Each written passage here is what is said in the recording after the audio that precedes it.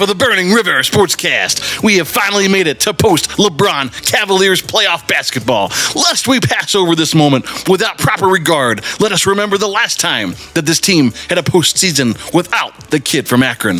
The average price of gasoline was $1.06 a gallon. Google was still just a number. Britney Spears debuted Hit Me Baby One More Time, and Titanic was cleaning up at the Oscars. American Airlines became the first airline to offer electronic ticketing, and Furby was definitely on your Christmas list. And President Bill Clinton was catching heat for wiping Slick Willie off on a certain intern's dress blues. In other news, the fireworks have already started at Progressive Field as the league season is underway and adjusting to new rules. Oh, and this is a Browns podcast, so we'll definitely talk some Cleveland football. And the only place to catch it all is right here on the Burning River Sportscast.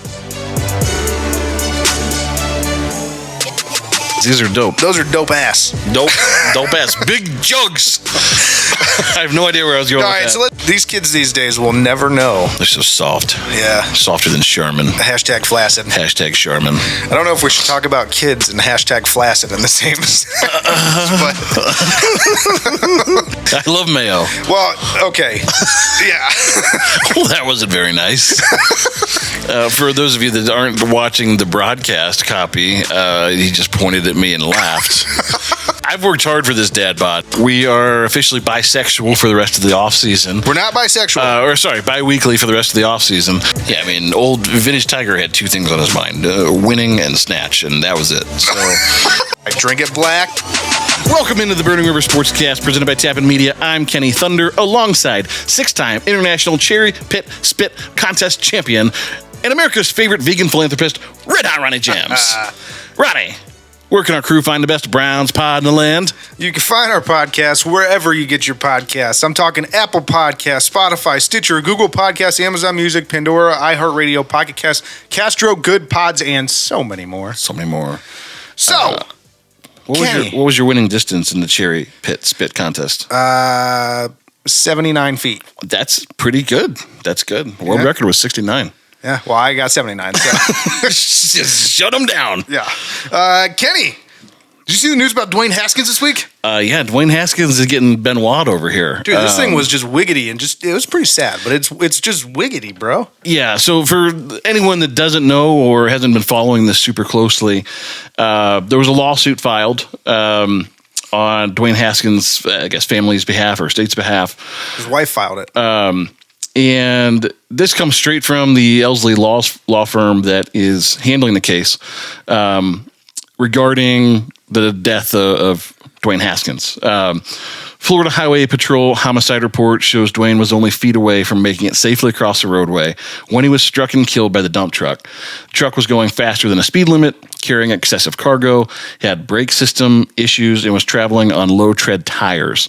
Where this starts to get more interesting here is the additional details where the truck driver hit Dwayne with the front left side of the truck. This is directly in front of where the driver was sitting behind the steering wheel. The driver told police that before he hit Dwayne, he saw Dwayne ahead of his vehicle in the center lane. What gets even more interesting is this report also confirms that before Dwayne was killed, there were multiple other drivers who were driving in front of and behind the dump truck that saw him on the roadway and avoided hitting him. And a few of those drivers even had time to kind of pull off and call 911. Present in the area before Dwayne was hit. Long story short, with the dump truck is it sounds like they're hinting at that the dump truck purposefully did not stop. Right, because it goes on to say like there were taillights, brake lights, hazard flashers, as well as a bright construction board, all of which illuminated Dwayne as the dump truck driver approached.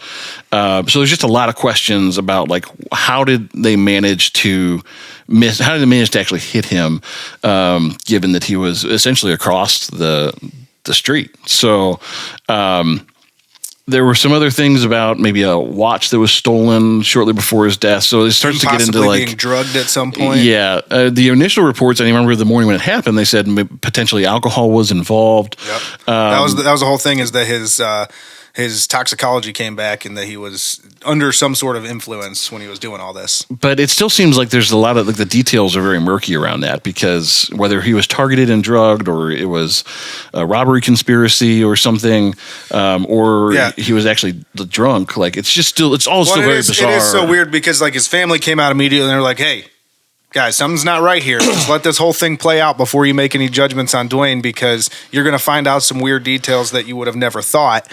And so just to kind of sum up this story that came out, the lawsuit alleges that Dwayne Haskins was drugged in a blackmail conspiracy. But he is a blackmail. There's no conspiracy here. No, blackmail as in He is a blackmail. Never mind. He was drugged in a blackmail conspiracy. And his family filed a lawsuit alleging that this drugging on the night of his death was part of not only a blackmail conspiracy, but a robbery conspiracy. And the lawsuit lists 4 individuals, 2 restaurants, a golf driving range, a hotel, all as defendants connected with the alleged conspiracy. So, this thing's pretty deep. Yeah, it's got legs. It just keeps getting odder and odder. And the whole thing is just tragic to begin with, right? For someone celebrated and young with, so much, potential ahead of him. Oh, we got to watch him firsthand. He was, obviously an Ohio State guy. So the book was open on what his NFL career was going to become, but he was clearly a dynamic athlete and drafted early, and could have done didn't pan out some in incredible Washington, things. But he was supposed to be getting a second chance there in Pittsburgh. So. And not to mention just anytime a young person passes away, it's just sad. Yeah. So very tragic, but this thing has full-grown legs now, and conspiracy and very, very bizarre. So we'll continue to follow this. Yeah, I was going to say we'll make sure that we come back with some updates as they come out, because this thing is just crazy. But yeah, with that, let's just go ahead and remind our listeners here that we do have a signed Nick Chubb jersey giveaway that we're doing right now. Where's it at? It's over there. Oh, great. We left our jersey out of frame, but there is a signed Nick Chubb jersey giveaway going on for Burning River Sportscast right now.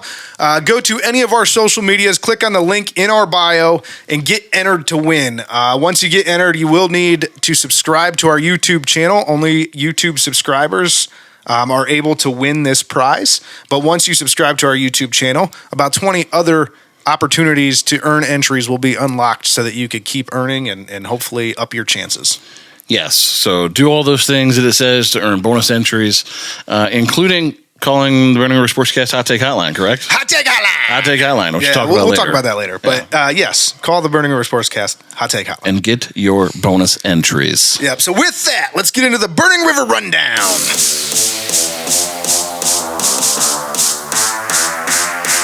I've missed the sounder. Yeah. Apparently we got away from it for 1 week.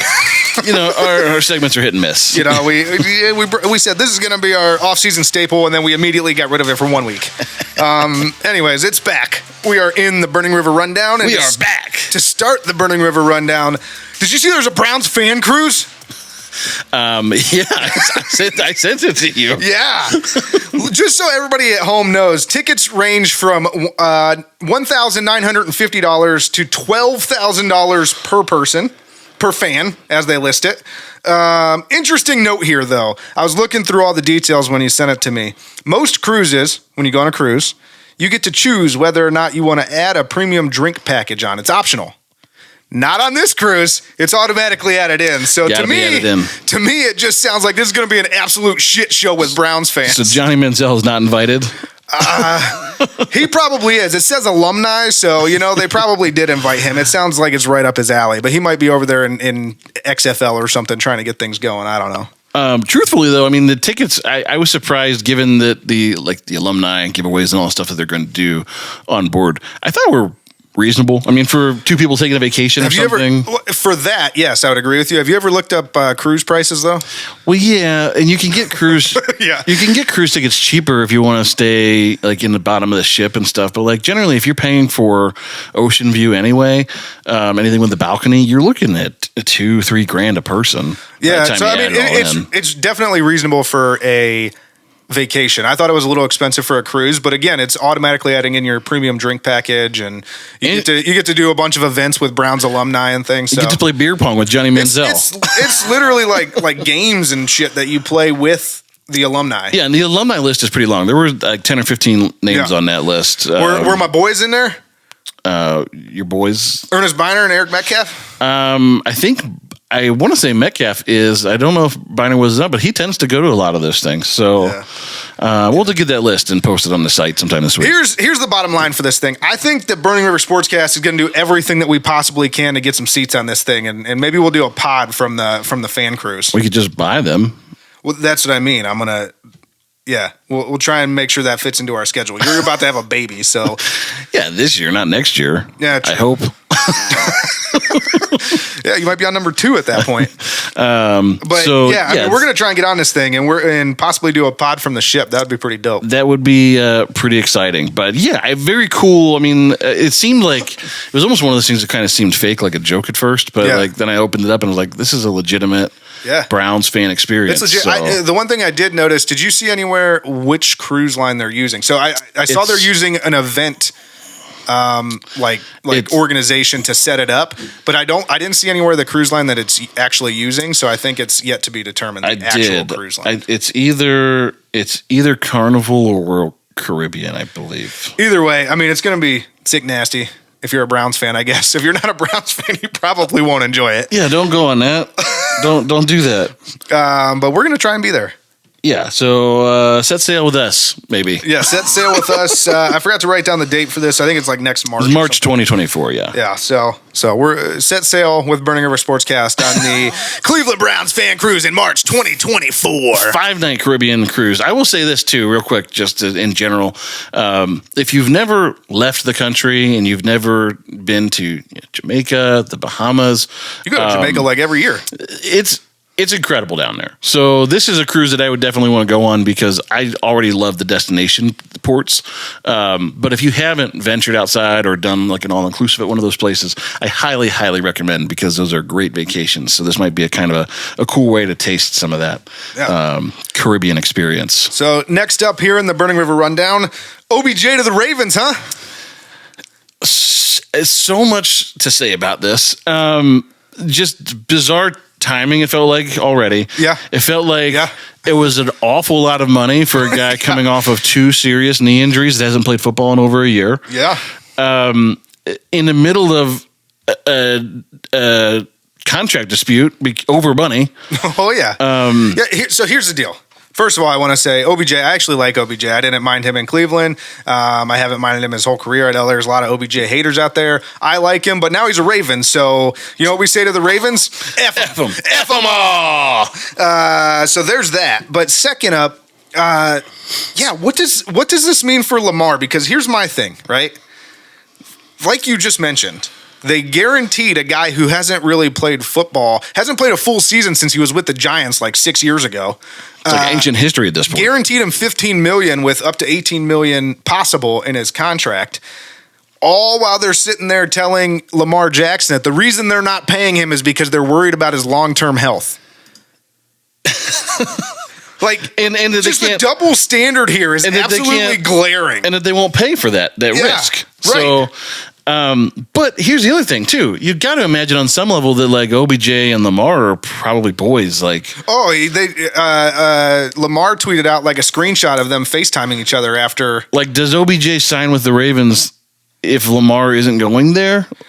I mean, I think does he want to catch footballs from Tyler Huntley? No, but I think the football world in general just assumes that that's going to get done. I don't know. I think the Ravens, I think they're going to be a lot, they're going to hold steadfast a lot longer on this than people think. I think that they're willing to let Lamar walk if he's going to insist that he wants $250 million guaranteed. Well, and I think that they're just hoping that like they can get to a franchise tag scenario where he just let it go. We'll keep dealing with this, but like you're going to play this year under the franchise tag. Is he going to be Kirk Cousins? He may very well be Kirk Cousins. The next like 6 years he plays under the franchise tag. But just bizarre. I mean, it was looking more and more like Odell wasn't going to get a contract really anywhere because he hasn't played football. He's been banged up. Good move for the Ravens too. Like fell asleep to on at that. Least give Lamar incentive to say, look, we went and got you a premium. He fell asleep on that airplane and accosted the flight attendant. Oh man, that was wild. But yeah, I mean, to be fair, I mean the Ravens have not drafted a Pro Bowl receiver since since they became a franchise. Other than tight end Mark Andrews, he doesn't count. He's not a receiver. That's true. But so they finally have like a I guess he's a talented person at the position. We don't know. We haven't seen him play football in a minute. That's true. And he's getting older every day. That's also true. He's got to be pushing 30 now. And his cruciate ligaments are not getting any younger. Yeah. The CLs are. He's storing more CLs.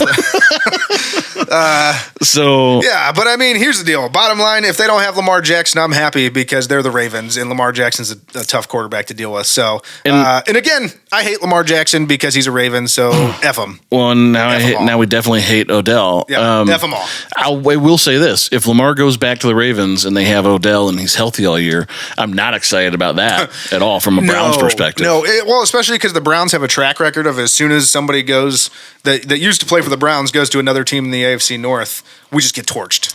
So yeah, I mean, just of all the places that he could go, just like at least people could say what they want about Baker, but at least when the Baltimore Ravens said, "Hey Baker, are you interested in coming here? We got a quarterback thing going on," he was like, "Just not a good look for me, man. Like, come on, just can't do that." Is that what it was, or do you think it was Baker was like, "I don't want to play the Browns twice a year. I already have trouble throwing against other defenses, let alone the Browns who know me." I don't think Baker has any shortage of confidence, even at this point. That's fair. That's fair. He's a very confident man. The man has a Heisman. He has a statue in his house, and there's a statue of him. Have you seen that statue? When they unveiled it, it was the worst statue ever. It was weird because of the way they had his Baker headband on, so his head looked like it was like a 10 head. Oh, it was so bad. It just looked ridiculous. Yeah, I mean, not the best. When you have to explain why it looks so bad, that's never good. Fair, but he has a statue and we don't. That's also fair. All I'm saying is like good on Baker for not going to an AFC North team. I feel like we're wasting a lot of time on the Ravens here, so we're going to move on. F 'em. Deshaun Watson to be deposed on the remaining cases. This I just wanted to throw in here. We just wanted to throw in here. I mean, last year's punishment included the outcome of the cases and any new information discovered, so this should be a non-story. Supposedly, yeah. It should be a non-story unless the NFL literally just backtracks on everything they said and supposed to be deposed Monday, and I think they moved it to Tuesday. And so I guess we'll continue to follow that to see what the outcomes of those cases are. And most people, I mean, it's probably going to get closed, and nobody's ever going to know what was said because depositions typically aren't made public. So right, I mean, the only thing is. And what I think could put the NFL in a pickle here. I love it when people say in a pickle. Is it's a funny turn of phrase.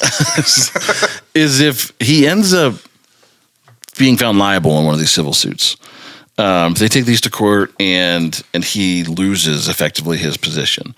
Does the NFL do something then? But to your point, the NFL code of conduct policy violation. Said he was already punished for it. So it's supposed to be inclusive of the whole thing. Yeah. Yeah, and I mean, yeah, they already said that the NFL already said that there was wrongdoing and they punished him for it. So you can't punish him again. But if he loses in court, and they already punished him, assuming he was doing wrong. So I know, but it's also Roger Goodell, and he can do whatever he wants. That's fair. Next up, Browns are officially moving on from Kareem Hunt, per reports. Those same reports say that the Browns feel he's lost a step. I know we talked about this earlier today, and I like Kareem Hunt, you like Kareem Hunt, but I actually don't care. Yeah, no, I mean, the only reason this news is because it was hanging out there because he hadn't signed with anyone yet, so there was some thought that he might I think return. At this point, clearly other teams are probably seeing the same thing the Browns are, and that's why he hasn't signed anywhere. Well, yeah, I mean, he's had limited production the last couple of years, and even limited tape, so even if you're going back looking to see, hey, is he still a fit? I mean, it's not like he's old yet. He's only 27, 28 years old. But had injuries both of the last 2 years that cost him some time. Yeah, and Kareem Hunt is still one of those people that, due to his background, comes with some baggage. Yep. So as soon as someone else signs him, like we've all made our peace with it here because he's been on the roster. But if he goes to sign with Indianapolis tomorrow, it'll be a news story there. People that have those things in their background, every time they sign somewhere new, it gets brought up. So right. But with that, I know you mentioned earlier, we have to find a place for Felton and Ford. So I mean, I think it's the other interesting thing is we're coming up in the draft here, and that seems to kind of be with Felton and with Ford AB's MO to this point is to keep drafting young athletic running backs to try and fit them in. So in a draft where you're not really expecting like a whole lot because you don't have early picks anyway, does he go after another one of these random guys? Does Felton or Ford become expendable? I don't know. So I just think it'll be interesting to see. But yeah, there's just no place for Kareem at this point. I think Kareem had 120 or so carries last year and limited receptions. And what he did, and his yards per carry was way down, all that stuff. So Felton and Ford can more than fill in for what we're going to be missing with him. So, and when I think this whole Andrew Berry mentality of bringing in all these young running backs is because I think that the Browns have made it abundantly clear that they want to run run and shoot, run and gun, pass first offense that ultimately is going to exist without Nick Chubb, right? We all love Nick Chubb. Yeah, if you don't see the writing on the wall at this point, like we're giving away his jersey because he's both of our favorite Brown at this point. Yeah. But if you don't see the writing on the wall, I mean, clear when his contract is up, we will not have Nick Chubb anymore. It would be, short of him being like the NFL MVP of the Super Bowl or something like, or him just saying, "I'll just take a pay cut." Yeah, because ultimately he's Nick Chubb, so I honestly wouldn't be surprised if he did that. But he just doesn't fit in the plans going forward. No, we'll keep him as long as we can keep him. I'll be stoked to have him on the roster. But I think the idea is everybody wants to fight us on this and think that we're like Nick Chubb haters. Like, no, we love Nick Chubb, but he's going to be. I wish they would. They're going to move on from him either at the end of his contract or they're going to trade him in the final year of his contract to get something for him. And the thing is, he's only going to be worth less and less as he gets older and goes through the rest of his contract. So I would expect that sooner rather than later. But the point again being, you keep seeing AB pick up these young, talented, athletic guys that maybe aren't bell cow backs, but can they spot play? And if you have 2, 3, 4 of those guys on your roster at any given time that can jump in and play that kind of like the Isaiah Pacheco role that he played for Kansas City last year, I think that's their goal, is to have 2 or 3 guys that can be that nobody really has to be the bell cow. You can spread the wealth and run and gun, and no one's worried about it. And here's the deal: if one of these guys, we've talked about Ford and Felton as the top 2 behind Nick Chubb. If one of those guys has a really good year and breaks out a little bit, makes it easier to get rid of Chubb. I wouldn't be surprised if this was Nick Chubb's last season in Cleveland. I'll say this right now: I'm going to be surprised if Nick Chubb makes it through this season with the Browns. Because it's just every time Andrew Berry talks, anytime Stefanik talks, all they talk about is the passing game. All they talk about is how they want to run this new passing game. We're going to open it up, do all these new things. We're going to run a completely different offense, which is also kind of a keen defense for Stefanik to go, well, we haven't won anything yet because we haven't done what I really want to do. Sure, Stefanik, okay. But we'll see what you really want to do this year. You can trade Nick Chubb and see how that all goes for you. But I would be surprised if he makes it through the full season on the Browns roster. Yeah, I'd agree with that. Moving on from that, though, the next thing up here, Michael Woods II. They have confirmed suffered a ruptured Achilles while working out with Deshaun Watson in Texas that will require surgery, and he will likely miss the entirety of the 2023 season. And I know Michael Woods isn't a big name, but it's already just a receiving core. It's disappointing because he was one of those guys to watch. He was like one of those that we're not sure what he has. Well, yeah, he was a young guy, and he did get some playing time last year. So for somebody there liked him because he played in, I think, 10 games last year. He didn't have huge numbers, but he played in, I think, 10 games. So 10 games. He was a 6th-round pick in 2021 out of Oklahoma. Caught 5 passes for 45 yards, and also played a lot of special teams as a rookie. So, which is kind of what a rookie does. Yeah. But just disappointing because it's already kind of a thin room. So, well, they bolstered it a little bit with free agency, but sure. I think this just don't like to see anybody go down. This makes it easier for Marquise Goodwin to make the team on the back end. I mean, they gave him a small contract to. Sure. You weren't sure if he was going to actually make the team or not. I think he makes the team. And you kind of have a quandary there with Marquise Goodwin and with fella coming back from the injury from his name is escaping me right now. The short kickoff specialist, Grant. Jakeem Grant. Jakeem Grant. Yeah, sorry. Thank you. Man, what an idiot my co-host is. I was having a hard time brain aneurysm. But we could only hope. You kind of have 2 guys now that are very similar in stature and skill set. So it'd be interesting to see if Jakeem Grant comes back healthy. Do both those guys make the team? I know they want Goodwin more for the receiving core, but I think that's what you're going to see. Is I think they will both make the team, and I think that Marquise Goodwin is going to be one of the veterans in the receiving room because they have a lot of young guys in that receiving room. Sure. And I think Jakeem Grant they keep on just as a return specialist. So, R.I.P. Michael Woods. R.I.P. R.I.P. All right, so next up we've got the Cleveland Cavaliers. The regular season has come to a close, and they are set to take on the New York Knickerbockers. The Knickerbockers. I don't know why we got so excited for the Knicks. I just like saying Knickerbocker. What do you got? 4 against 5 here. That's their seeding. Oh, You're not going to play 4 against 5. I was like, why are they playing 4 on 5? What are we doing? I got it now. I was a little confused. The show notes confused me. So the Cavs are the 4 seed. The Knicks are the 5 seed. Kenny mentioned it at the top of the show. The Cavs have not made the playoffs without LeBron James since 1998. So that's a pretty crazy streak. In elementary school. I was 8 years old. Yeah. It was a minute ago. Yeah, so I mean, the names that you probably know for the Knicks: Brunson, Grimes, Quickly, R.J. Barrett, and Julius Randle. Their big 3 here is Julius Randle, Jalen Brunson, and R.J. Barrett. Julius Randle, 25.1 points per game this season. Jalen Brunson, 24 points per game, and R.J. Barrett, 19.6 points per game. So, and I think this series kind of hinges on Julius Randle. Because I think it hinges totally. I mean, you're going to mention this, but it hinges totally on the health of the Knicks.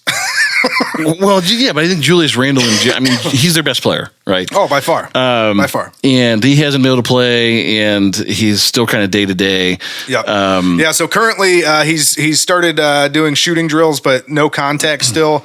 He's no longer in a walking boot. In case anyone's wondering, he has a sprained ankle. I don't remember if it was a high ankle sprain or what it was, but he has a sprained ankle. The initial time frame had him being reevaluated on 3/12, and the series is set to start on 3/16. We're recording this 4/16. 4/16. I'm sorry. He was getting evaluated on 4/12. The series starts on 4/16, and we're recording this on 4/10. So we'll find out later this week if he's going to be playing or not. Don't know. But even if he is playing, I mean, I think it's safe to say he's going to be limited. And from the moment that he got injured, I mean, the conventional wisdom was that he would be likely missing some time in this playoff. Yeah. But here's the thing about the Knicks, the Knickerbockers. Like, they are a team almost like the Cavs in terms of the way they're composed, right? I mean, they have some good young talent around them. They were really at the forefront of the Donovan Mitchell discussion in the offseason. They wanted, and then the Cavs came in. They wanted Donovan Mitchell. They thought they were going to get Donovan Mitchell. And then they didn't. And they thought if they just had Donovan Mitchell that they would be. And now Donovan Mitchell's going to shit all over them in the first round. That's our hope, sure. But I think it's going to be, look, New York is just a cesspool, I don't care if it's the Jets or the Giants or the Yankees. Like, you hate everyone in New York. Everybody from New York. F them all. F them all. Everybody from New York thinks they're better than you. And so I expect this series to be very chippy. I expect it to be chippy in the stands in both arenas because people from New York are just awful. Yeah, and just want to add on here real quick. We talked about the Julius Randle injury just now. Jalen Brunson's also injured, in case anyone was wondering. He missed the last 3 games of the season after aggravating a sprained right hand. And I know their coach is like, it's just precautionary, but I mean, keep an eye on that because you don't miss games as a precaution when there's still seeding to be had. Like, they were fighting for possibly taking the Cavs over for the 4 seed. It wasn't set in stone. So, yeah, I don't buy that it's just precautionary. Yeah, I mean, to your point, the health of that team is gonna largely determine who the winner is. Yeah. So bottom line here, Kenny, what do you expect to happen in this series? I'm gonna go Cavs in 7. Oh, I think having home court is a big advantage here for us. Okay. We didn't play all that well on the road. Man, I can't believe you think the Knicks are going to take them to 7 a lot this year. And that doesn't bode well for later in the playoffs. Well, look, I think this team is still very raw, right? Outside of Donovan Mitchell, where's your playoff experience come from? That's fair. I think this series is still important. You must have been reading my notes. Just the truth, bro. This team is so young and raw, and when you look across the board at guys like Garland and Mobley, like this first series, they need to come out and they need to win because they need to be battle tested and they need to win something and feel that. But if they win the first round, I mean, the road gets harder, right? I mean, you're talking about one of the top three seeds you're going to play, and those are all good teams with good talent. And this team is still young and raw, and the only thing they have to their would be to their credit. Yeah, I mean, they win this win. round. Most likely, they're playing the Milwaukee Bucks. And but to be fair, this team also could overachieve very easily because they're kind of young and don't know what they don't know. But outside of Donovan Mitchell, just the playoff experience isn't there. Yeah. That being said, I've seen Donovan Mitchell elevate this team all year long. Yeah. Have huge games. Absolutely. So I just think that it will be a tough drag down, pounded out series. I do. Were you looking for knockdown, drag out? Is that? I'm pounding and grounding and dragging and bunching and I don't know. Cavs in 7 fit. I got them in 6. A lot of the same points that you made. They're still young and relatively inexperienced. I think they can actually sweep the Knicks, especially if that would be so hard. If they still have serious injury problems coming to this, Julius Randle isn't playing anywhere near where he can play. I think they could sweep. That's why I say I think they could sweep the Knicks. At full health, I think the Knicks get at least 1 game, probably 2, but. I think if they're not healthy, there's a chance the Cavs could sweep them.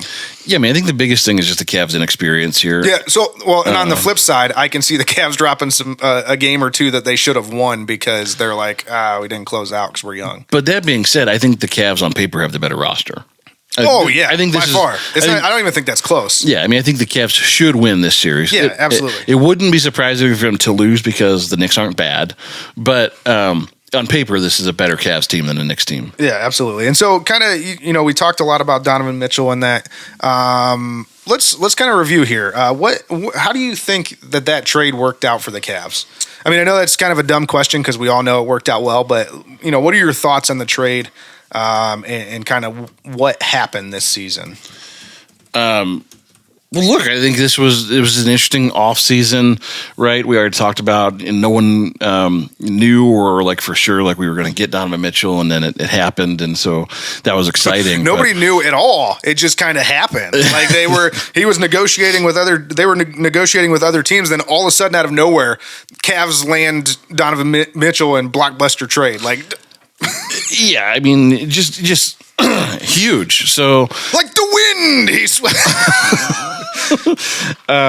But look at his numbers this year. What is it? 28 3 points per game, 40% from the field, 38.5 from 3-point. Well, and here's the other thing that I look at. The Cavs are the number 4 seed in the East. They made a huge leap. Would be the number 2 seed in the West in case anyone was keeping track of records. And they can hang with anybody in the NBA right now. And that being said, he was banged up a little bit here and there. Garland, these guys were banged up a little bit here and there. So it wasn't like they had this cakewalk of a season. I mean, this team fought every night to get it. And but I think Donovan Mitchell was a huge part of that. There was concerns here and there. I think it more goes to us being young, like we talked about. But here and there, where they're like, they can't close out games, or they came out flat, or whatever the case may be. But all in all, I think that the team gelled really well with Donovan Mitchell, and this team is really fun to watch. I mean, it seems like they all have each other's back. They all just kind of pick up, where someone maybe lets down a little bit.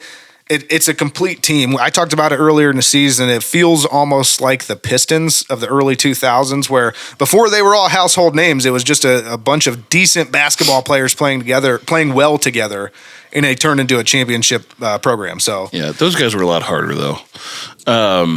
They were harder? Yeah. This Cavs team against the Pistons. Our Cavs team is so soft. A little softer. Flaccid. A little flaccid. But I think they make up for their flaccidity with their technicality. Is flaccidity a word? And athleticism.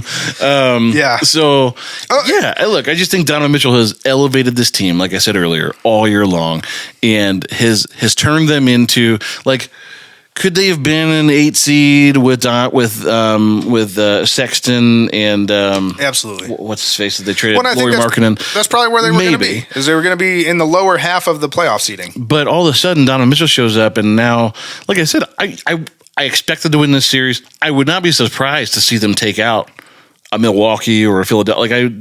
You wouldn't be like, nope, this is crazy. Well, they're going to let Donovan Mitchell cook in those series. Well, you're going to have to. So, overall, I think he blew the expectations out of the water, though, in my opinion. I mean, he had 71 points in a game.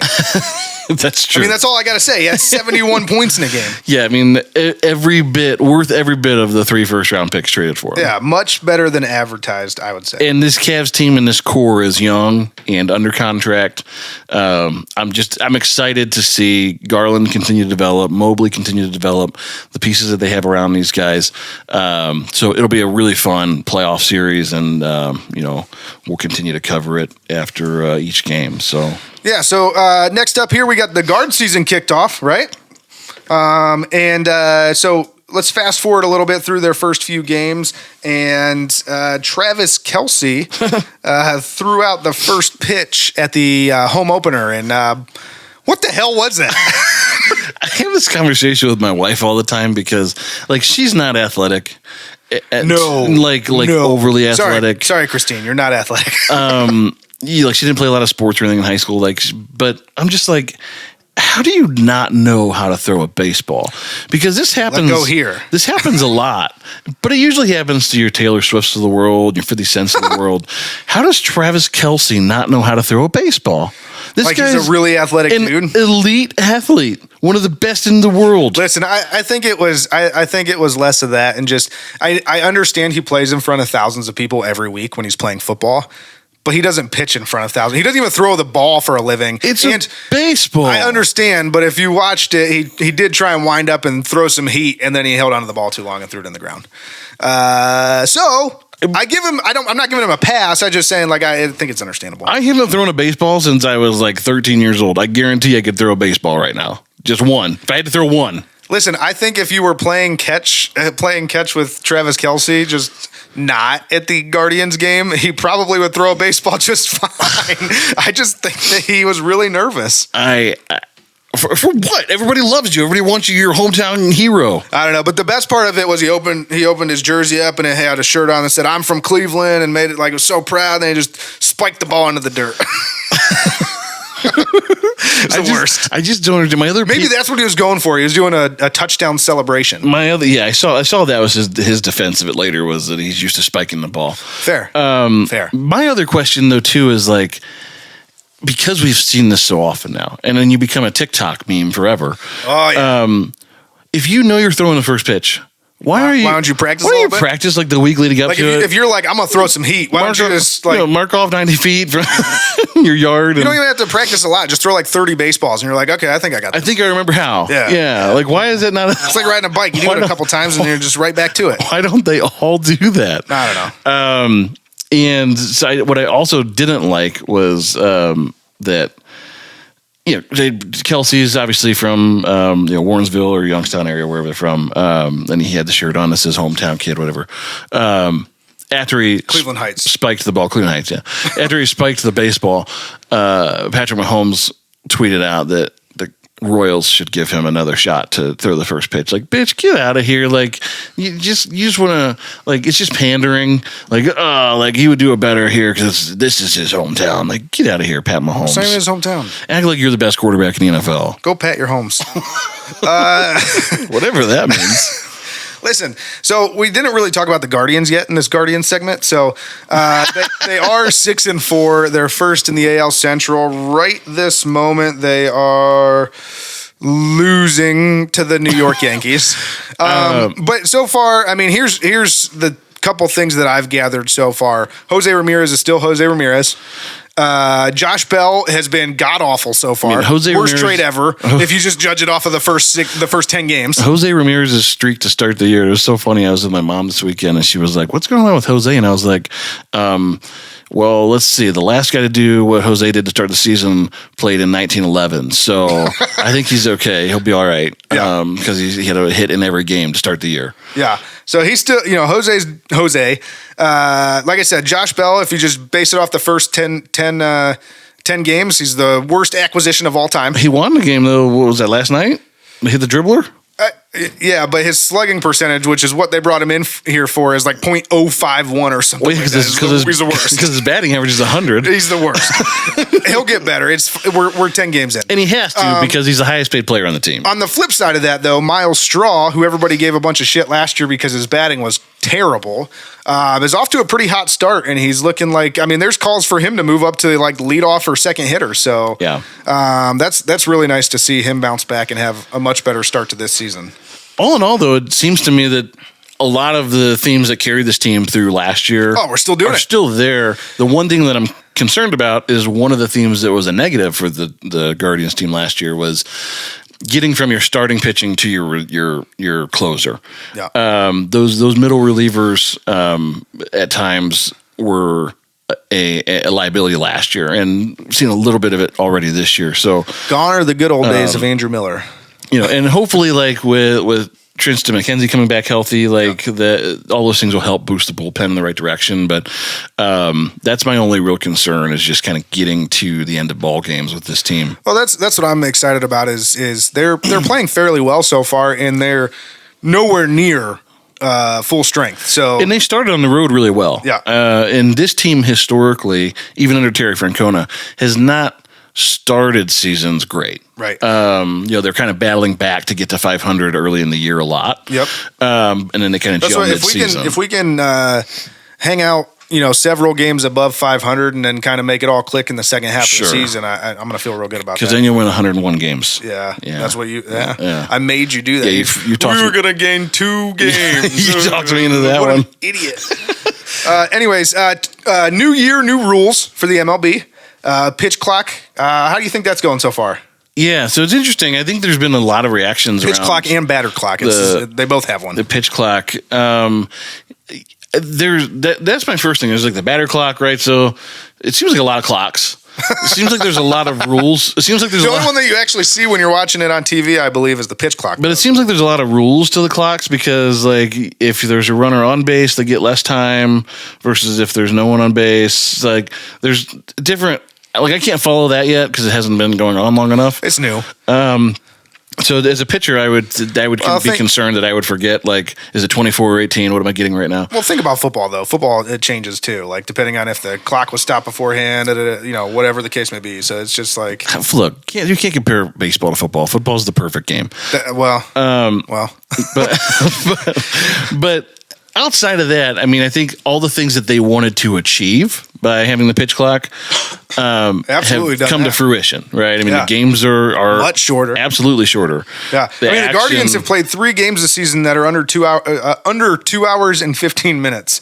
And I mean, here's the deal. I like it because I think it makes baseball much more watchable on TV, which is where I don't care who you are, unless you've got like legit season pass. Like, I'm not talking like a 6-game package. Like, unless you got legit season passes, like you're watching most of the games at home. True. So it's much more watchable on TV.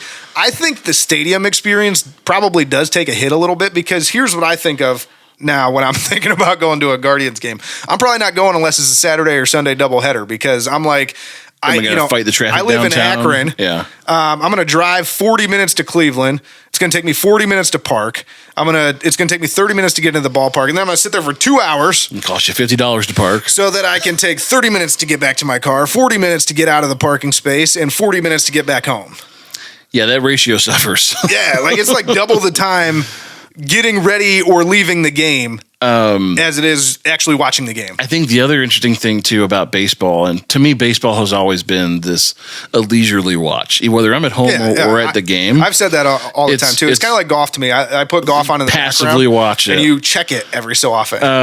And I always liked that about baseball, especially during the game if you're there, because you can get up and go get a hot dog and go get a beer and kind of walk through the team shop and go back, and you might have only missed a batter or two, which is wild to think about. So yeah, this true. New game moves so much faster that, like, if you pick up your phone and you're watching TV at home and you look at Twitter, you'll miss a half an inning. Have you seen the side-by-side comparison the MLB put out earlier this season where under last season's rules, and it was a very dramatic and drastic example, but under last season's rules and this season's rules, there was an entire half an inning played in the amount of time it took to throw one pitch last year. Well, right. And you're 100% right. And that's the thing that I always kind of appreciated that about baseball was that it was kind of this plodding, like summertime. It was like chess almost. It's summertime is nice. I'm going to go for a stroll around the ballpark, get a hot dog, talk to some friends. Well, that part of it was great for us, but like for the players, it was almost like chess between batters and pitchers, because the pitcher's like trying to,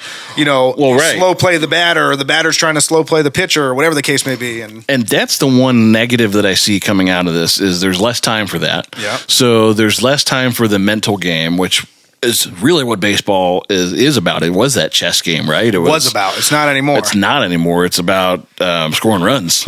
But you know what the best part about it is? Every change that has been made with the pitch clock, the batter clock, whatever clock you want to talk about, benefits the Guardians. True. Literally, for the way that we're built right now, yeah. Every single one of them. The one negative that I can see coming out of this is I think pitchers are so used to having that time that you start rushing guys that have a craft that relies on accuracy, technicality, strength, like the balancing all of these different aspects of athleticism. Yep. You get tired faster because you're moving faster and you're thinking less and doing more. Well, luckily they've already protected the pitchers a lot, and they don't throw nearly as long as they used to. They don't do all this thing. Well, I just still like the game for eternity until now has been a certain way, and now you're like, now you get 20 seconds, go. Yeah, here's what it does for the game overall, though. You've said it for years: is they need to do in baseball whatever they can do in order to generate more offense, because more offense sells tickets. And this generates more offense. It does. And the faster games, I think, too, will continue to attract younger audiences, which baseball desperately needs. Yeah, absolutely. Because young kids just don't have time for baseball. They don't like baseball. And the MLB does a shit job of marketing baseball. It's so bad. I just don't understand. They're so bad with marketing. Even here locally, what is this mess with Bally Sports and they're not paying their contracts? How can the MLB is one of the premier sports leagues in the nation, and they allowed this to happen because it's not just here. Oh yeah, it's not just here. Right. Valley covers however many states. Like it's 20 different states or teams. So what do you mean the MLB allowed that to happen? And it was already a problem because people already hated Bally because they were like, I can't get Bally, or I got to get a special package or all this stuff. You know what I say to Bally? F them all. And now they're just not paying their contracts. And this teams, especially a team like the Guardians, relies on that income because we got nobody showing up to the game. Bunch of damn idiots running Bally's. Anyways, the other big major rules change in the offseason was bigger bases. And there has been a dramatic impact on stolen bases this year because of those bigger bases. Yeah. You have it written down here, 2022 through 87 games. So that was like the first week or so of the season or whatever it is. First 10 games, I think. The first 10 games of the season. 61 stolen bases on 89 attempts. So that's 68.5% success rate. This year, in 2023, there's been 91 games, 124 stolen bases on 154 attempts. That's 80.5% success rate. So again, it's a substantial number. I actually really like this. I like the bigger bases because again, I say, what makes baseball more exciting? More offense. Yeah, agreed. And it's exciting when guys steal bases. So when they said initially, we're gonna make the bases a little bigger, it was one of those things they kind of laugh at, all right, what's that really doing? But to be quite honest, it's done a lot. All of those bang bang plays that go to replay that you have to see on TV, not bang bang plays anymore. Well, they happen inside of a 6-inch window. So if you make that window 3 inches smaller, all of a sudden your bang bang goes either way, much more often. Yeah. So the other thing that this does is guys like Kenny Lofton, who have crazy stolen base records and things like that. It's kind of like football and passing. They're just forever entrenched. But they did it with the small bases. Oh yeah, well yeah, right. That's what I mean. It's just it's different though because you're going to have more guys that have more stolen bases now, and you're going to always have to go back to the asterisk to say, well, yeah, the bases were smaller. Yeah. So that's it. I mean, that's it for the Burning River Sportscast, Burning River Rundown. Burning River Rundown. So next up here we got the Burning River Sportscast Hot Take Highlight. Hot take hotline. Don't forget to call us.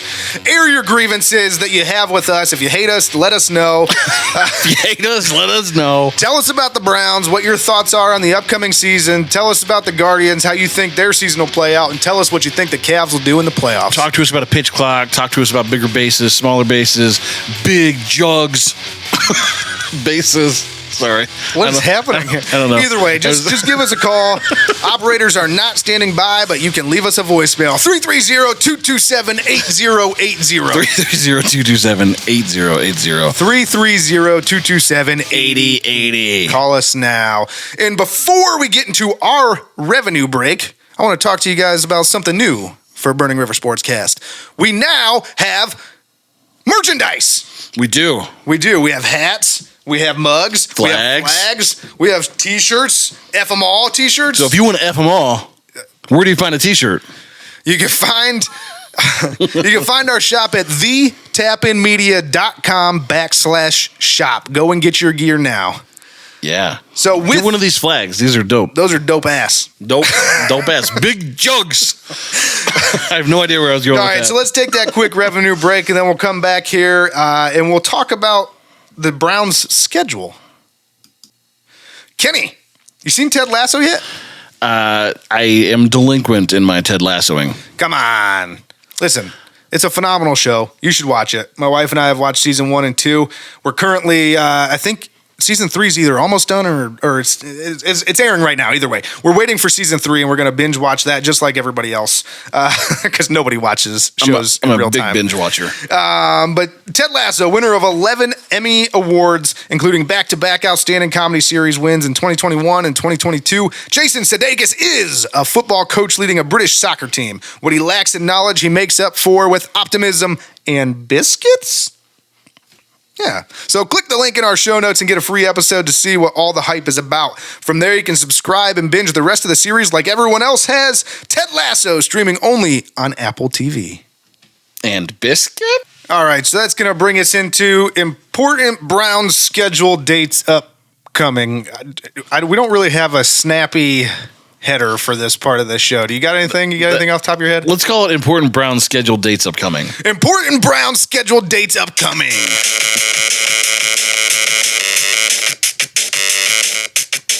Nice sounder choice. Yeah. Yeah. I like that no matter what the header for the segment is, if I just say it like that, it gets exciting. Oh, yeah.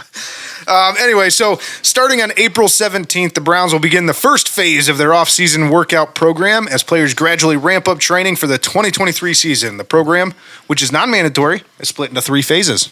What are those 3 phases, you may ask? Well, I'll tell you what those 3 phases are, Kenny Thunder. Okay.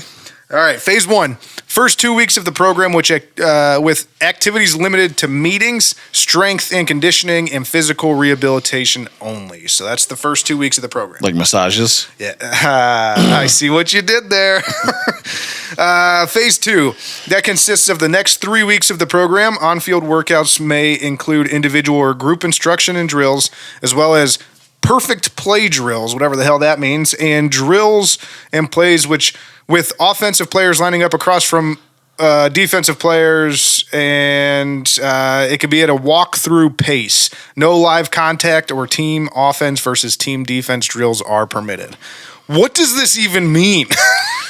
I think, is it actually offensive players against like scout team offensive players and defensive players against scout team defensive players? Like they can't do 2 platoon. Oh, yeah, I read that wrong. So it says offensive players across from offensive players and defensive players across from defensive players. So yeah. I'm guessing you're right. It's like not so that it's not considered a live type of drill. It's just we're going at a walkthrough pace so that you can get your steps down or whatever. Everyone in this room is now dumber for having listened to it. I award you no points, and may God have mercy on your soul. Whatever. So that's the next 3 weeks. And then phase 3 consists of the next 4 weeks of the program. Teams may conduct a total of 10 days of organized team practice activity or OTAs. No live contact is permitted, but 7-on-7, 9-on-7, and 11-on-11 drills are permitted. After that, we're going to get into the rookie mini camps. Those run May 12th through the 14th and give coaches a chance to evaluate the Browns draft picks for the first time, which who knows how many we'll have. We may have like 2. I mean, they have at least 8. Well, they have 8 draft picks, but we may only have 2 that are worth a damn. Yeah. So agreed. But yeah, that takes place 2 weeks after the draft. The exact dates you have 2 different dates in here in your show notes for what? For rookie mini camps. Well, there's mini camp and then there's mandatory mini camp. Got you. So the mandatory thing, April 27th through the 29th. Oh no, that's where we're getting it. The draft is the 27th through the 29th. Duh. And then the mini camp is the 12th through the 14th of May. I can't take you anywhere. I know. So that's kind of where we're at. A full rundown of the off-season schedule. First day of the off-season program is April 17th. The NFL draft, as I just mentioned, April 27th through the 29th. Rookie minicamp, May 12th through the 14th. Organized team activities, begin May 23rd. Mandatory minicamp, June 6th through the 8th. And that's pretty much, that'll take us into the preseason. So yeah, so they haven't announced the training camp dates just yet, but that'll be somewhere in mid to late July. We'll take you straight up through the preseason. Obviously, the Browns have the big Hall of Fame game this year. Yeah, that's going to be exciting. So we'll probably try and go to that, you think? They'll be first up. Close. I don't know if the Burning River Sportscast is going to be able to get a media pass or not, but hey, here's to hoping. Here's the hoping. Yeah. Here's the hoping. Pretty sure everybody recognizes us as a major media outlet at this point. If they don't, they better learn. What sticks out to me is just like how regimented this whole thing is. It's just it's wild. If they haven't talked about it in the CBA, it doesn't exist anymore. Like if it's not written in there and both sides agreed to it, you can't do it. And it's funny because you went from way back when this time was just reserved for these guys to sell insurance or cars, yeah, to the 80s and the 90s when everything was just like an absolute free for all, to now, to your point, if it's not in the CBA, it can't happen. And you know what kind of sucks when you take all this into account, because this trickles down to the college game. They don't do as many practices, those types of things. Everybody's all the way down to high school and yeah. Youth. So what was your favorite part of high school football? It was absolutely two-a-days, and people hated two-a-days. People hated two-a-days. 100%. Because in the moment you hated them, but looking back, you're like, man, that was the best. It was some of my favorite memories of high school because the coaches withheld water.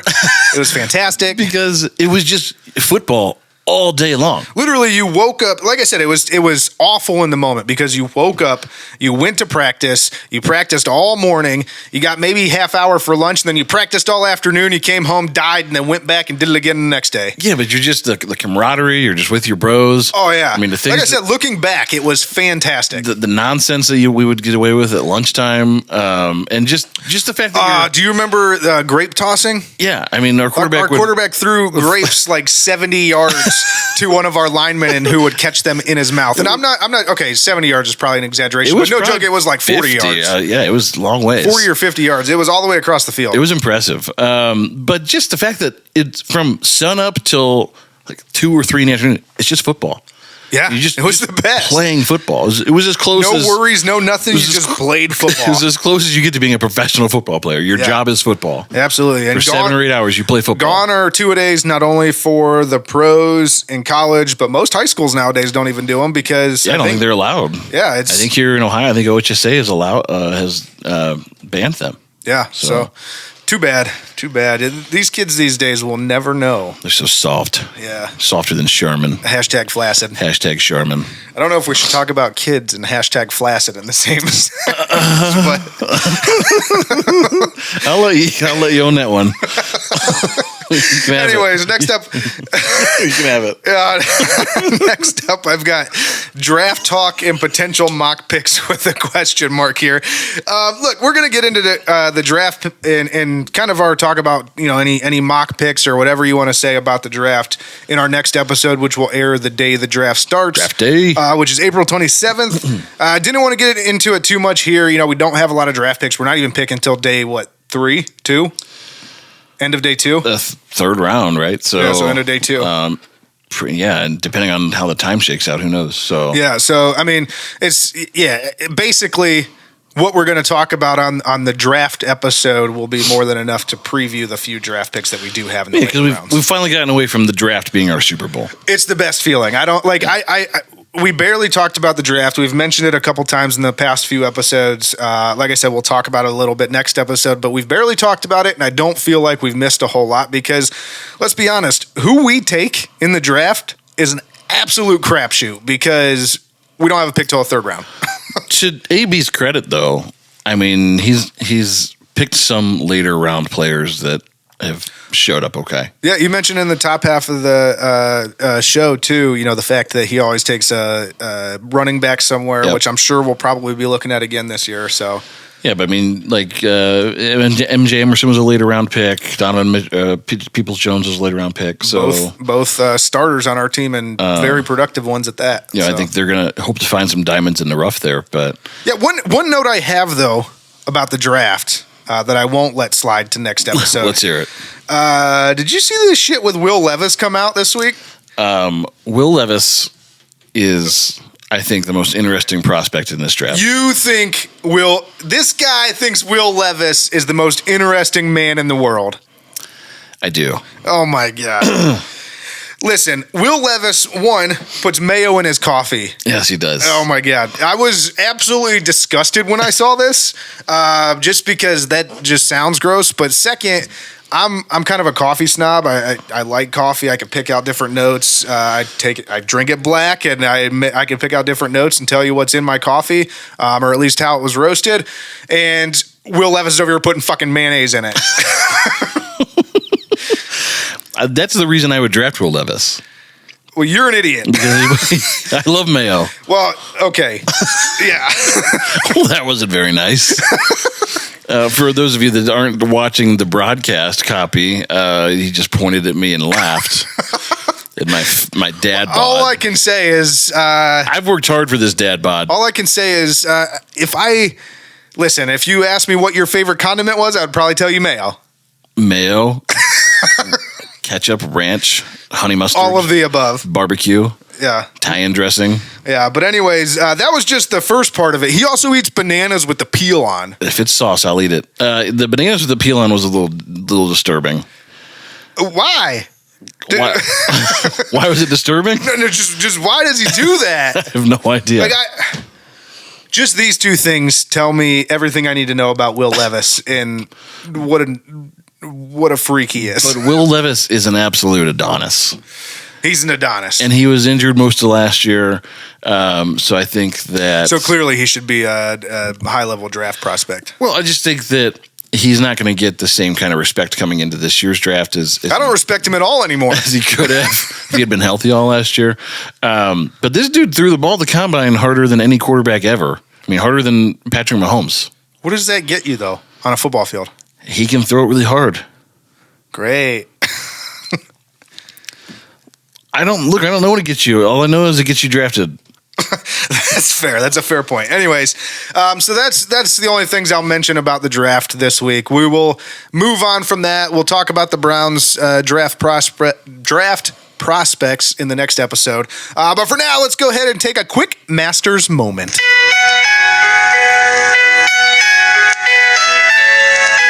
You think you can...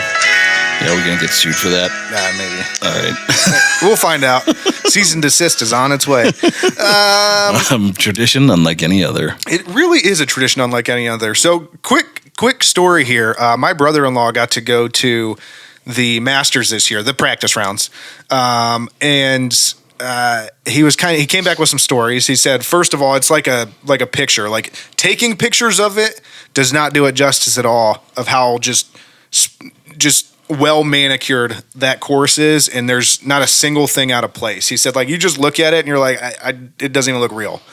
So there's that, and then second, what's the Alice in Wonderland? Like it's that for a golf course. It's Wonderland. Yeah, absolutely.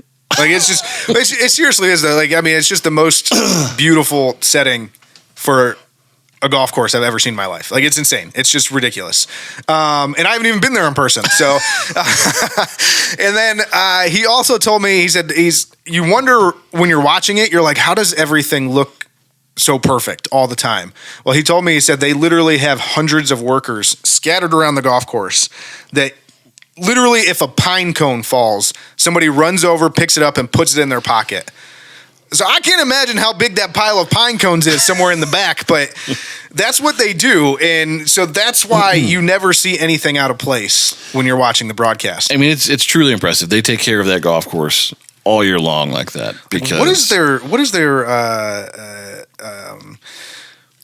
budget for just greenskeeping for that place? I mean, when you think about the membership there, their budget is just unlimited. That's true. That's true. It costs a pretty penny to be a member there. Look, the Masters is always a fun tournament to watch. Love the Masters. This year did not disappoint. Great competition. Lots of storylines heading in with the Live Tour guys getting a chance to play with the PGA Tour guys again. That was fun. You were telling me about what's his name? I think it was Siwoo Kim that was playing with. I think it was Phil Mickelson. The maybe Saturday or Sunday, and he had a shirt that had him PGA Tour just emblazoned on it like 1,000 times in small lettering. Just the level of petty. Super petty. Yeah, just ridiculous. But yeah, so there was all kinds of neat storylines there, and then obviously the weather was a big one. Dude, the weather was wild. The tree almost took some people out. Yeah, trees uprooted, and just poor weather. I mean, it was rainy and cold comparatively. Yeah. And speaking of the poor weather, I mean that caused the winner, John Rahm, had to do a 30 days of golf straight. That would be wild. Damn, Rahm. No, John Rahm won the Masters after playing 30 holes straight due to the weather. You know what I think of when I think of John Rahm? What? Elite athlete. Absolutely. I look at this specimen and I think elite athlete. No, but he did. He had to play 30 holes of golf straight due to the weather, which is super impressive that he was able to win after that. I mean, you think I think he started that round four shots back and then finished, I think, 4 ahead. So right, and I know that these guys do this for a living, but you think about playing 30 holes of golf. How do you feel just thinking about it? It just hurts my brain. Oh my God. Heart. I try and do, if you tried to do 2 rounds in a day, basically, I mean, I'd be shot. I'm at the point now, like after 1 round, I'm shot. Well, I feel like I'm in okay shape for being in my mid 30s, and we played golf forever. I mean, we played golf since we were 14 years old, 13 years old, all the time. We went to golf college. We that's true. Worked in or golf. clown college, as some people call it. Yeah, our now defunct, formerly accredited institution. Yeah. But I mean, 18 holes just does me in at this point. So to have to play in a competitive atmosphere, dude, that would be that many holes in a day, and to just keep it together is and come from behind and win. Otherworldly impressive. Yeah, and so that was just wild. That was kudos to John Rahm. That was crazy that he was able to do that. But on top of that, we got Big Phil, the oldest runner-up ever. Big Phil, some vintage Big Philage out there. Look, Phil's a guy that has been, he kind of turned his name into mud over the last couple of years between a number of different things. But I think there's still a lot of people that root for Phil. I root for Phil. A huge contingent of fans. So it's just cool. It's good for the game of golf. He went from on top of the world when he won the U.S. Open that year to like a few months later is just like you can't touch him. Well, you can't touch him with a 30-foot pole because his name is dirt. Lost a lot of his endorsement deals in that, but it still is a huge contingent of fans. It's good for the game of golf to have Phil still playing at a high level because on the other side of that, you have Tiger Woods with the withdrawal. So yeah, that was sad to see. And I mean, if you watched the tournament when it was really starting to rain and things, like he was trying to walk around the course and it looked like he could hardly move. So it was really sad to see. I think that we've probably, and we talked about this a little bit, we've probably seen the last of a super competitive Tiger on tour, which is sad because I've maintained for a long time that he would be able to catch Jack and ultimately pass him. And there's no way anymore. Even before the car accident, I thought there was a chance of that. But after the car accident and the fact that he's you could see it almost every time he plays. Like he's so messed up. And before the car accident, because he did have the win at Augusta, and so it was like. Well, and he had a year too where he was like dominant again. Like there was a feeling like maybe he could still pull this off, but then the car accident came out of nowhere. Yep. And I think that he's just. I think what little grasp he had battling left every time he's out there now on his athletic ability and just physical ability is kind of gone now. Because he's never been as sold before. Well, there's that, yeah, and I mean, in the other side of this too is I think we have seen a for lack of a better term, a reformed Tiger as far as his personal life goes. He's more of a family man now. He seems to really appreciate the time he spends with his kids, with his family. So I think that. It's a far cry from the playboy that was jet setting with porn stars. Yeah.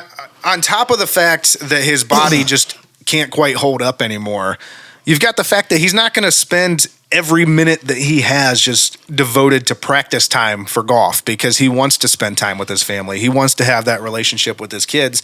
And your golf game suffers a little bit because you got to kind of pick and choose. Like, where am I going to be, a force? Is it going to be with my family or is it going to be on the golf course? Yeah, I mean, old vintage Tiger had two things on his mind: winning and snatch, and that was it. So, oh my God. So, well, I love Tiger, so not to drag his name through the mud again, love Tiger. But I mean, you're probably right. Well, yeah. And it was easy back in the day to talk about the things that he wanted now or wanted then was all he worried about was winning. So. He didn't have time for relationships with his family. Instead, he had time for a 5-minute fling with a porn star. Extramarital relations. Yeah. Not that I'm endorsing it, but I'm just saying it's that's where he was at. And he's a much better human being now than he was. Yeah, one interesting thing I think to take away from this though is there's two. My first one is I do think Tiger could win another major.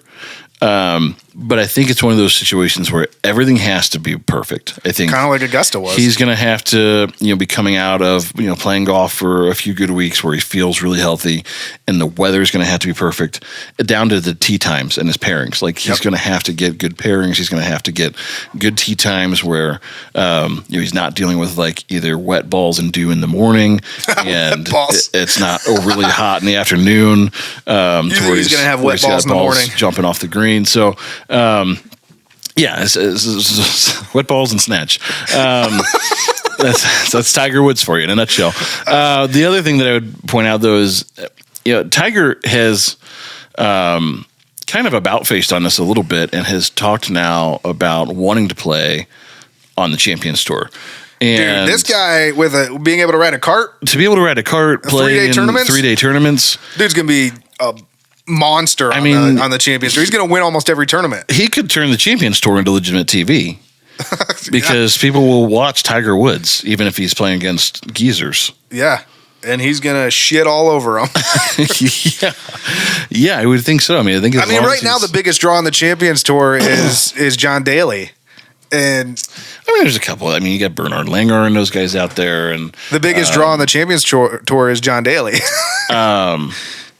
And would Phil turn 50? I think he played a couple of Champions Tour tournaments, but also good just for Northeast Ohio in general because we have the Firestone. We still have the Champions. I mean, Tiger goes to the Champions Tour. I will definitely go to Firestone to watch. Can you imagine Tiger Woods could probably win that thing for the next 10 straight years? Oh yeah, it'd be fantastic. Yeah. So, but anyways, that's enough about golf. This is not a golf podcast, but we like to dabble because we are golf professionals. Well, it's the off season, and the Masters is big in the sports world. Love the Masters. But that'll take us to the Burger River Sportscast Hot Take All right. So don't forget to call us. Talk about the Cavs, Guardians, Browns. Tell us you hate us. I don't know. Just tell us something. Give us something to put on air because right now I'm hearing crickets, and I want to put the Burning River Sportscast Hot Take Hotline on there. We want to hear from you. There's been some confusion on this, I think. Apparently. Because I had somebody ask me, what am I supposed to put? What am I supposed to say for my hot take? That's up to you, man. What's my hot take supposed to be? Look, we get this platform once every week or once every 2 weeks here in the off season to say whatever we want and bring you our hot takes. We want to hear yours. Yeah, I mean, if you wanted to spend $10,000 in equipment, you could have your own podcast, but you don't. So we give you this platform of the Burning River Sportscast Hot Take Hotline. $10,000 and 10,000 hours. Yeah, learning how to do all this. Yeah, then, but no, we give you the Hot Take Hotline to let us know how you feel. So, and you can call more than once. If you can got call 10 times, you got something you want to really get off your chest, call us back and leave another message. Yeah. Just keep it rolling. We'll just play your diatribe right here and there. Anyway, so the number for that, 330-227-8080. 330-227-8080. 330-227-8080. Call us now. Call the naked mole Operators rat. are not standing by. So, Kenny Thunder, what can we expect next week? If we come to the end, It's not next week, actually. What can we expect next episode? next episode, which will be in 2 weeks, which will be draft day. Kevin Costner not invited. Such a great movie, though. We are officially bisexual for the rest of the off season. We're not bisexual. Bi-weekly for the rest of the off season. So in 2 weeks, we will come back with our draft episode covering Browns news, Cavs playoff updates, and Guardians in season updates. Yep. So don't forget to check us out on social media. Tap In Media, who presents this podcast, is found on Facebook, Twitter, and Instagram at the Tap In Media. And Burning River Sportscast, that's our podcast right here. You can find us on Facebook, Instagram, TikTok, and YouTube at Burning River Sportscast, and on Twitter at Burning River Pod. Also, you can find our podcast wherever you get your podcasts. That's Apple Podcasts, Spotify, Google Podcasts, Amazon Music, Stitcher, Pandora, iHeartRadio, Pocket Cast, Castro, Good Pods, and so many more. Kenny, you know what this takes us to? Where can we find the merch? Oh, you want to find our merch? I see a lot of merch. There's a hat here, there's a hat there, there's a flag there, there's a mug, no mug there, there's a hat there. Logos everywhere. Logos everywhere. You can find our merch at Did you tell them about this logo? that logo. That is a dope ass secondary logo.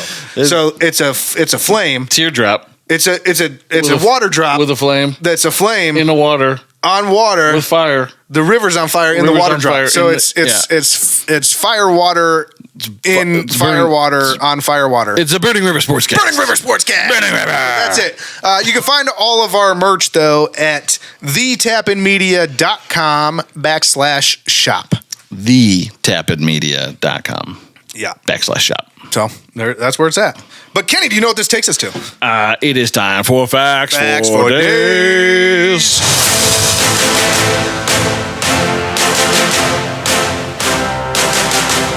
The hardest hitting sounder in pods. I just love Facts for Days. I like that it started out as just like, I'll throw a few facts out at the end of the show, and then it's its own segment. Now it is the show. Now it's what you stay for. We talk sports, and you stay for the facts. Savor the facts. So speaking of facts for days. All right. Hit me. My friend Ronnie. What do you got? Number one. If you folded a piece of paper Okay. 42 times, 42. it would be thick enough to reach the moon. No. Yes. No. There's no way this is true. That's correct. A piece of paper is like this skinny. Yes, but if you fold a piece of paper in half, it doubles in thickness. So if you fold it again, it doubles in thickness again. And with that type of exponential growth, it would take just 23 folds for a 1/10 of a millimeter thick piece of paper to be a 1 kilometer thick Monstrosity into the air, and 30 folds for it to be thick enough to reach outer space, which is 100,000 kilometers, and then 42 to get all the way to the moon. Unfortunately, the world record for the number of folds is 12. 12. 12. That's actually a lot of folds. I feel like, does it have to be an 8 by 11? 8.5 by 11. Does it have to be? What if we got a really, really big piece of paper, but was still only the same thickness, and then you just folded that over and over again? You think we'd be able to get more than 12 folds? I think it's the same thing, though. I think you still you just physically can't fold it more than 12 times. Says who? I'm no physics major, but I feel like if you got a bigger piece of paper, you could do it. I would tell you who says is probably the world record holder that folded it 12 times. And he was like, that was hard. That guy. That guy doesn't know. My question is, shit. if we folded Ronnie in half 42 times, would you reach the moon? You'd probably reach it faster because I'm way thicker than a piece of paper. Not as thick as you. But does that even make... Wow. I'm sorry. You didn't make any fat jokes for yourself this week, so I had to make a couple. Wow. It's okay, man. Wow. On top of it, you're looking like a naked mole rat right now because you shaved off all your facial hair. I think we said that already, but I mean, it's just, I can't get over it. Sometimes I just got to remind people that I'm the boy wonder. More like boy asshole. Flaccid children. What is happening today? Anyways, what's your next fact? So that one was fantastic. I want another. Thank you, sir. May I have another? Does that even make sense in your head though? Like, can you? No. If you folded that's yourself, why I'm moving on. If you folded yourself, like, does it seem like you could fold yourself enough times to reach the moon? No. Number two. The human heart. Yeah. Beats more than 2.5 billion times in the average lifetime. Nice. So, I kind of equate this to like thinking about like a car and like an engine. You think about like putting 100,000 miles on a car or 200,000 miles on a car now. Yeah, we were young. It was 100,000, but and that's like the life expectancy of your car. And kind of once you hit that 200,000 mile mark, it's over. You're kind of like, I got to get a new car or a new engine at least, or a new engine at least. So, and so when you're thinking about that, 2.5 billion times in the average lifetime, to build some context there. So your heart obviously beats faster when you're excited, slower when you're relaxed. So what's your resting heart rate right now? In most cases, it maintains a pretty regular pace. No, shut up. Wait. What's your resting heart rate? My resting heart rate right now is 90 beats per minute. Mine today is at 54. So I'm gonna die at least half as soon as you. Oh man, it's almost over for you. Kenny's life expectancy is half as much as mine. Most humans' hearts beat an average of 60 to 70 times per minute and 100,000 times per day. Okay. So that takes you to 35 million times in a given year. That's a lot. It seems like it's like you don't think about how hard your organs work. That's a lot of beats. 35 million. Yeah. So basically, that's a lot of beats. Use your time wisely. Because once your heart beats 2.5 billion times, it's over for you. I hate when you start talking about these finite things when it comes to my life, because now I just feel like I'm going to die tomorrow. Because your life is finite. Yeah, I don't want to think about that, so shut your mouth. It's absolutely finite. So, shut your damn mouth. I will shut it on the human heartbeats. What's your last fact? This final fact, we got to be really careful. I'm glad here. I guessed well, because I didn't know if it was your last fact or not. That's what I went with. We got to be really careful here, because I don't want to devolve into the little-known law of Patrick, which... Ooh, you want to talk about the law of Patrick? Which probably nobody outside of Ronnie and I understand, because it's our theorem. The law of Patrick. The law of Patrick essentially says, like... Somebody made up words and letters and, like, what they sound The like. sounds of letters and then what the words... So who's to say that a syllable or a letter doesn't sound one way or another? Like who's to say it sounds a specific way? Like, if I invented the C and the A and the T, I could have made those phonetically say boil. Yeah. But someone named them cat. So, nonetheless, a couple once tried to name their child BRFXXCCXXMNPCCCCLL hyphen LMMNPRXVCLMNCKSSQLBB11116 and pronounced it Albin. How do you get Albin from that? Was there even an ALBIN from that? No. Was this person named Elon Musk? They were not. Didn't Elon Musk try and name his kid something wild? He did name his name is like Archangel F16X dash something. And the state of California overruled that in a very similar case. Elon Musk is wild, man. This couple had reportedly chosen the title to protest Sweden's strict name-related laws, which sons of bitches. is why it may or may not be surprising that this selection was also rejected. Yeah, because that's not how you spell Albin. Which sounds like just part of the problem, but if you're going to be a problem, don't just be a part of the problem, be the whole damn problem. And only you can prevent river fires. Burning River Sportscast. Man, the juices were flowing this week. It felt much better than last week. My juices are 2 weeks ago. My juices are always flowing. That sounds sexual. I don't like it. Burning River Sports. Burning River, Burning River, Burning River, Burning River, Burning River, Burning River, Burning River. Because you drove a Hyundai to get here tonight. I drove an $80,000 BMW. That's my name. What do you mean funny? Funny how? How am I funny? It rubs the lotion on its skin or else it gets the hose again.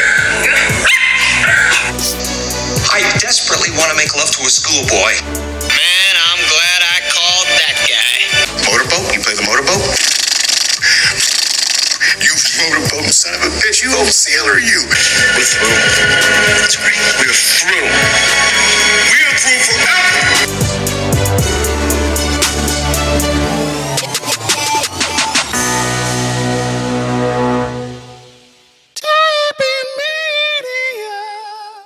Today's episode was brought to you by Apple Music. Listen to over 100 million songs ad-free with 0 commercials. Plus, get unlimited downloads to your library and listen anywhere without Wi-Fi or using data. There's no commitment and you can cancel anytime. Click the link in our show notes and subscribe to Apple Music now.